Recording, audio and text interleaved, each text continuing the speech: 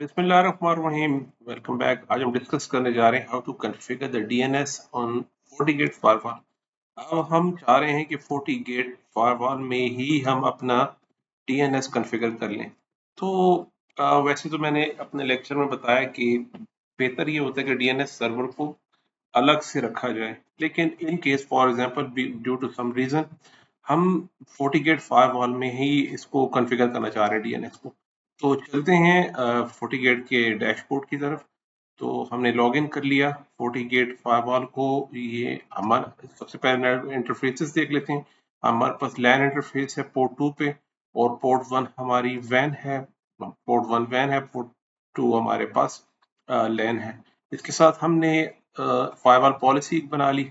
Simple connectivity के लिए firewall policy same उसी तरह रखी, और हम अपने क्लाइंट पे जाके यहाँ पे जो स्कीम हमने रखी है वो 192.168.1.1 है।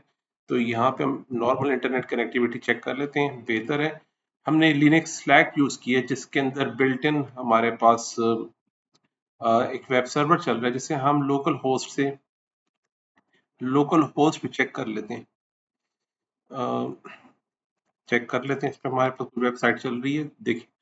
तो अपनी ही आईपी पे आप इसको चेक कर सकते हैं, या लोकल होस्ट से आप देख सकते हैं कि इसमें एक सर्वर चल रहा है हमारे पास, इंटरनल कोई वेब सर्वर है लेट से हमारे पास। और हम चाहते हैं कि हमारे क्लाइंट इस सर्वर को किसी नाम से रिजॉल्व करके एक्सेस कर सकें। तो नेटवर्क में चलते हैं और यहाँ देखते हैं, तो नॉर्मल हमने जो डीएनएस अब तक रखते आ रहे हैं, तो वो हम यहाँ से हम डीएनएस की सेटिंग कर रहे थे कि यहाँ पे डीएनएस है, लेकिन आपको यहाँ पे डीएनएस सर्वर कोई दिखाई नहीं दे रहा है। यहाँ पे कहीं पे डीएनएस सर्वर नहीं है। उसकी विजिबिलिटी के लिए हमें सिस्टम पे जाके फीचर विजिबिलिटी में जाके यहाँ पे हमें नजर आ रहा है डीएनएस डेटाबेस। तो हमें इसे इनेबल करना होगा फर्स्ट ऑफ ऑल। इसे हम इनेबल कर लेते हैं, और उसके बाद वापस नेटवर्क में जाते हैं। तो अब आप देख सकते हैं कि यहाँ पे हमें डीएनएस सर्वर की ऑप्शन मिल रहे हैं। देखिए, यहाँ पे हमें डीएनएस का सर्वर ऑप्शन मिल रहा है यहाँ पर कि जी डीएनएस सर्वर है। तो डीएनएस सर्वर में चले जाते हैं। हम चाहते हैं कि हम जो हमारी लैन साइट है, इस लैन के लिए मैं इसको इस सर्विसेज को देना चाह रहा हूँ। ये डीएनएस सर्वर मेरे लैन साइट के लिए। अब उसमें आपसे कह रहे हैं कि ये रिकर्सिव हो, नॉन रिकर्सिव हो, या फॉरवर्ड हो। हम कह रहे हैं रिकर्सिव मींस जो भी डीएनएस की क्यूरी आए उससे आगे डीएनएस सर्वर से पूछो इंटरनेट पे, और वो आगे पूछेगा, और वहां से जब रिप्लाई आएगा तो रिजॉल्व जरूर करना। नॉन रिकर्सिव मींस कि अगर आपको पता है आपके डेटाबेस में उसकी एंट्री है तो बता दीजिए, नहीं है तो आगे ना पूछिए। Forward to system DNS. System DNS कहाँ पे है? वो यहाँ पर है। ये हमारे पास सिस्टम डीएनएस यहाँ पे सेटिंग हुई हुई है कि अगर आपको नहीं पता तो उसकी तरफ फॉरवर्ड करना। तो यहाँ हम स्पेसिफाई कर लेते हैं अपने जो क्लाउडफ्लेयर के डीएनएस और गूगल का डीएनएस है, अभी के लिए हम उसे रख लेते हैं। यहाँ जो बाय डिफॉल्ट डीएनएस सर्वर्स वो बता रहा है वो हमारे पास FortiGuard सर्वर्स के डीएनएस होते हैं। तो बेहतर ये है कि हम अभी अपने डीएनएस जो ओपन डीएनएस सर्वर्स ये गूगल के हैं, उसे हम यहाँ मेंशन कर लेते हैं। FortiGuard के अपने कुछ कैटेगरी से कुछ इनकी अपनी कुछ रिस्ट्रिक्शंस है, जिसमें कोई डोमेन्स एक्सेस नहीं होंगी, और उस पर भी हम बात करेंगे। तो बेहतर ये कि हम अभी गूगल का भी फिलहाल के लिए हम गूगल रख लेते हैं। अगर आपको नहीं पता तो आप गूगल से पूछ लीजिए। फिर हम सर्वर में चले जाते हैं। यहाँ मैंने मेंशन करना था लैन को, लैन की तरफ आ गए और उसे हम ओके कर लेते हैं। लैन पोर्ट हो गई। अब वो कह रहा है कोई एक जोन बना होना चाहिए आपके पास। डीएनएस की टू टाइप्स होती हैं, एक प्राइमरी एक सेकेंडरी है। आप प्राइमरी के लिए रखना चाह रहे हैं, पहले क्यूरी जब भी हम कोई आईपी रखते हैं तो वो हमारे पास दो ऑप्शन होते हैं, एक प्राइमरी डीएनएस और एक सेकेंडरी। तो ये जो डीएनएस जोन बना रही है, ये प्राइमरी है या सेकेंडरी है? हम कह रहे हैं अभी के लिए ये प्राइमरी है, और ये शेडो है, लोकल हम यूज करना चाह रहे हैं, पब्लिक के लिए नहीं। जोन क्या है इसका? हम कह रहे हैं उर्दू आईटी एकेडमी। और डोमेन क्या होगा? हम कहते हैं Urdu IT academy dot local dot local के साथ हम इसे रखना चाह रहे हैं, ठीक है जी। तो इसके अलावा अब हम इसमें करना चाह रहे हैं एंट्रीज। खैर, अगर फॉरवर्डर आपने रखना है, या अगर यहाँ पे क्यूरी रिजॉल्व ना हो, तो हम फॉरवर्डर रख सकते हैं कि अगर आपको नहीं पता तो आप इसको गूगल की तरफ सेंड कर लीजिएगा, उससे पूछ लीजिएगा। तो नेक्स्ट जाते हैं। अब यहाँ पे हम एंट्री करते हैं। अब एंट्री करनी है हमें सिस्टम की।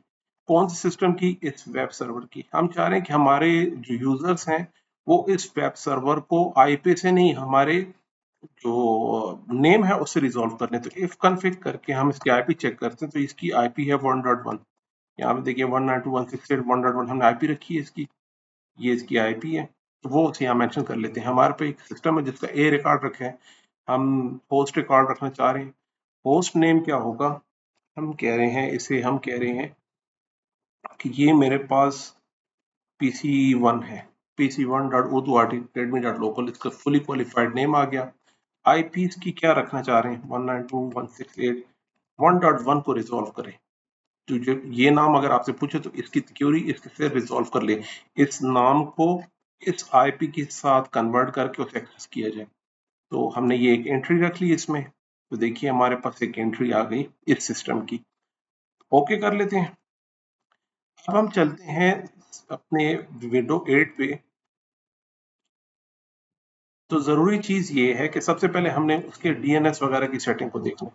हम यहाँ अभी कह रहे हैं कि अब जो डीएनएस सर्वर हम रखना चाह रहे हैं, पहले तो 8.8 रख रहे थे, अब हम कहेंगे कि डीएनएस सर्वर आपका जो हमारे पास जो FortiGate फायरवॉल की आईपी है वही होगी।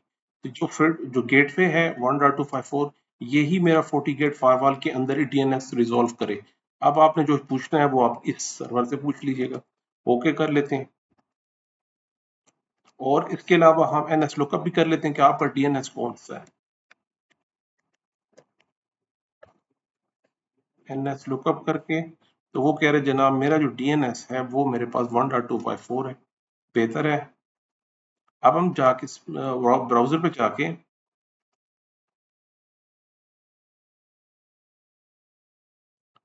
यहाँ पे मैं कहता हूँ मुझे पीसी एक्सेस करना है, PC1.urduacademy.local।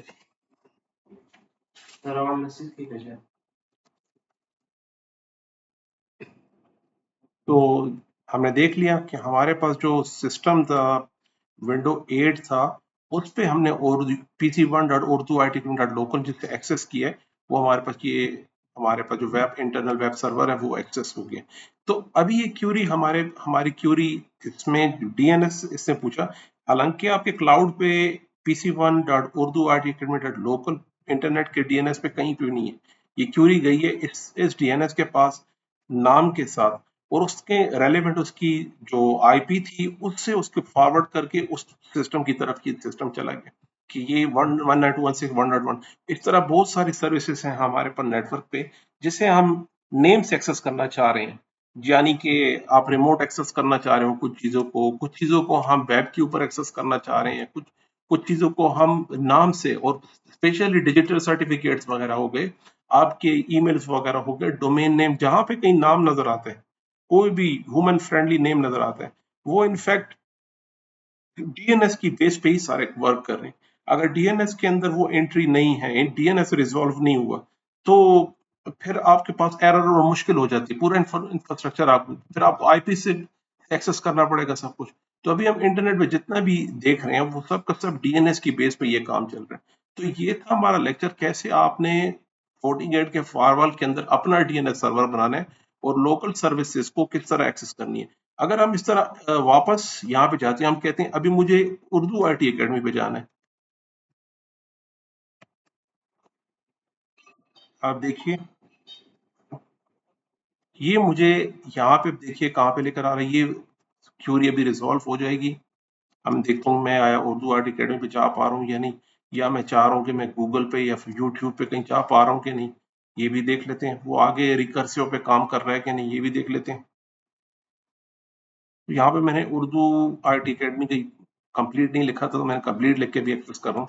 तो देखिए मेरे पास उर्दू आर्ट अकेडमी की, अब हम क्लाउड पे उर्दू आर्ट अकेडमी को एक्सेस कर पा रहे हैं यहाँ से। वो UITA मैंने टाइप कर दिया था गलती से, तो ये यहाँ पे हम UITA.local यूज कर रहे हैं और ये उर्दू आईटी अकेडमी, यानी आप दोनों सर्विस सिस्टम इस्तेमाल कर पा रहे हैं। हम यहाँ से इंटरनेट की सर्विसेज भी एक्सेस कर रहे हैं और लोकल जो सर्विसेज हैं वो भी एक्सेस कर रहे हैं। तो डीएनएस के एक बड़ा फायदा ये होता है हमें कि हम अपने इंटरनल वेब सर्वर्स को भी एक्सेस कर रहे होते हैं, और मीनवाइल हम क्लाउड के ऊपर जो वेब सर्वर्स हैं उन्हें भी एक्सेस कर रहे होते हैं एक ही डीएनएस सर्वर्स को यूज करते हुए। तो ये था जनाब आज का topic, how to configure and verify the DNS in FortiGate firewall. तो जनाब मिलते हैं अगले लेक्चर में। अल्लाह हाफिज।